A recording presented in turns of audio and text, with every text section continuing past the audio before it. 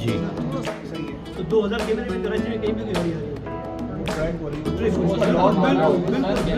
Export भी कर रहे हैं ना, जैसे वही है। DNPR